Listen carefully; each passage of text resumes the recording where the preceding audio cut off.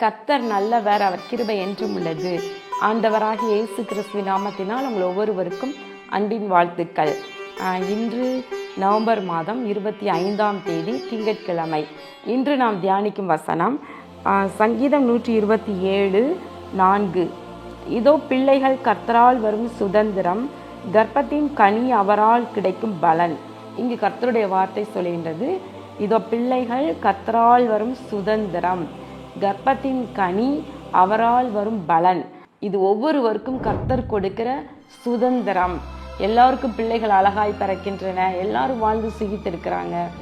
வானங்கள் கர்த்தருடையவைகள், பூமியையோ மனுபுத்திரருக்கு கொடுத்தார் என்று எழுதியிருக்கிறது பார்த்தீங்களா. அப்போ அந்த பூமியில் மனுபுத்திரர் வாழ்ந்து சுகித்திருக்கும்படியாக பூமியில் உள்ள நன்மைகள் ஆசீர்வாதங்களை எல்லாம் தேவன் கொடுத்திருக்கின்றார். அதே போல நல்லோர் மேலும் தீயோர் மேலும் மழையை பொழிகிற தேவன், சூரிய ஒளியினை கட்டளையிடுகிற தேவன். அதே போல எல்லாருக்கும் மனுபுத்திரர் எல்லாரும் வாழ்ந்து சுகித்திருப்பதற்கான எல்லா நன்மைகளையும் கொடுத்து அனுபவிக்கும்படி வைத்திருக்கின்றார். பிரியமானவர்களே, அப்படித்தான் பிள்ளைகள் கர்த்தரால் வரும் சுதந்திரம், கர்ப்பத்தின் கனி அவரால் வரும் பலன். இது எவ்வளவு பணம் கொடுத்தாலும் சரி, எவ்வளவு இதற்கு கிரயமாக என்னத்தை பொன் வெள்ளி எதை கொடுத்தாலும் இதை நாம் பெற்றுக்கொள்ள முடியாது. நம்ம பார்க்கிறோம், ஆதியாகமத்தில் ராகேல் பிள்ளை இல்லாமல் இருந்ததை பார்க்கின்றோம். லேயாளுக்கோ ஆண் பிள்ளைகள் வரிசையாக பிறக்கின்றன. ஆனால் அவள் தன் சகோதரியின் மேலே பொறாமை கொண்டு யாக்கோபிடம் போய் சொல்லுகின்றார். நான் வாசிக்கின்றேன். ஆதியாகமம் 30:1-2. ராகேல் தான் யாக்கோபுக்கு பிள்ளைகளை பெறாததை கண்டு தன் சகோதரியின் மேல் பொறாமை கண்டு யாக்கோபை நோக்கி, எனக்கு பிள்ளை கொடும், இல்லாவிட்டால் நான் சாகிறேன் என்றாள். அப்பொழுது யாக்கோபு ராகேலின் மேல் கோபம் கொண்டு, தேவன் அல்லவோ உன் கர்ப்பத்தை அடைத்திருக்கிறார், நான் தேவனா என்றான். இங்கு ராகேல் நினைக்கிறாள், யாக்கோபு குழந்தையை கொடுக்க முடியும், பிள்ளையை கொடுக்க முடியும் என்று நினைக்கிறார். நான் பிள்ளையை தாரும், அல்லது நான் சாகிறேன் என்று சொல்கின்றார். அவ்வளவு அவளுக்கு தான் பிள்ளை இல்லாததை கண்டு அவளுக்கு ஒருவேளை மனது வேதனைப்படலாம்.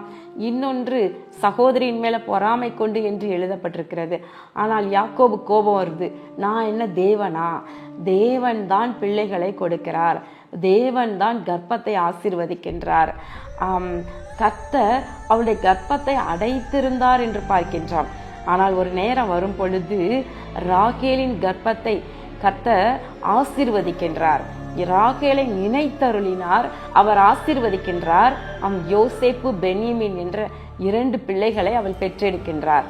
அதே போலதான் பார்க்குறோம், 1 சாமுவேலில் அன்னாளை குறித்து எழுதியிருக்கிறது, அன்னாளின் கர்ப்பத்தை கர்த்தர் அடைத்து வைத்திருந்தபடியினால் என்று.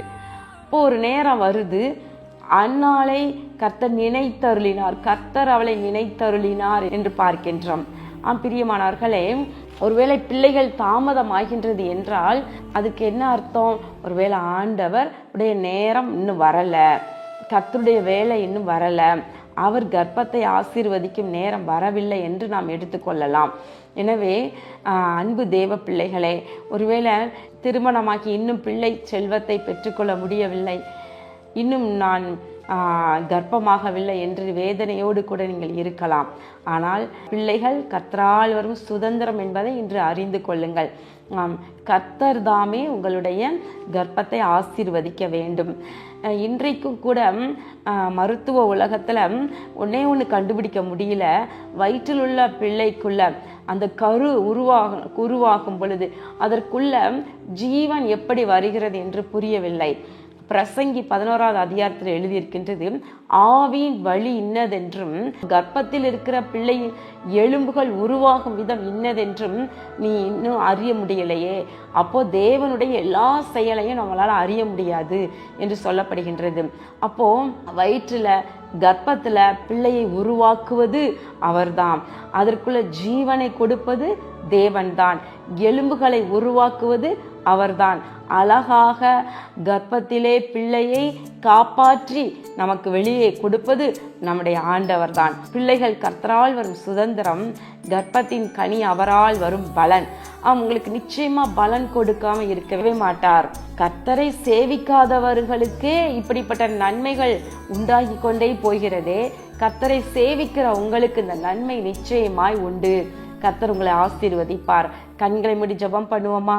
எங்கள் அன்பின் பரலோக பிதாவே, இதோ இந்த நாளிலும் நாங்கள் தியானித்த வசனத்தின்படி பிள்ளைகள் கர்த்தரால் வரும் சுதந்திரம், கர்ப்பத்தின் கனி அவரால் வரும் பலன், இந்த வார்த்தையின்படி நீர் உம்முடைய பிள்ளைகளை ஆண்டவரை ஆசீர்வதிப்பீராக.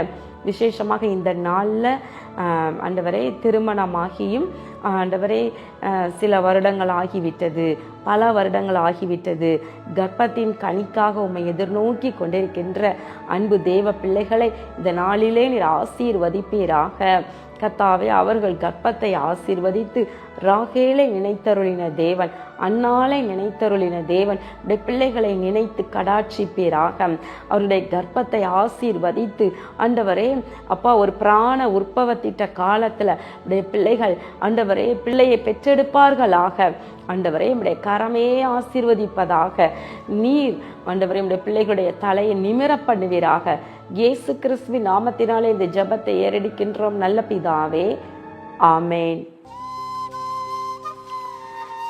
கவலைப்படாதீங்க, கர்த்தர் உங்கள் கர்ப்பத்தை ஆசீர்வதிப்பார். மலடியாயிருந்த அன்னாளுக்கு 6 பிள்ளைகளை பெற்றாள் என்று பார்க்கின்றோம்.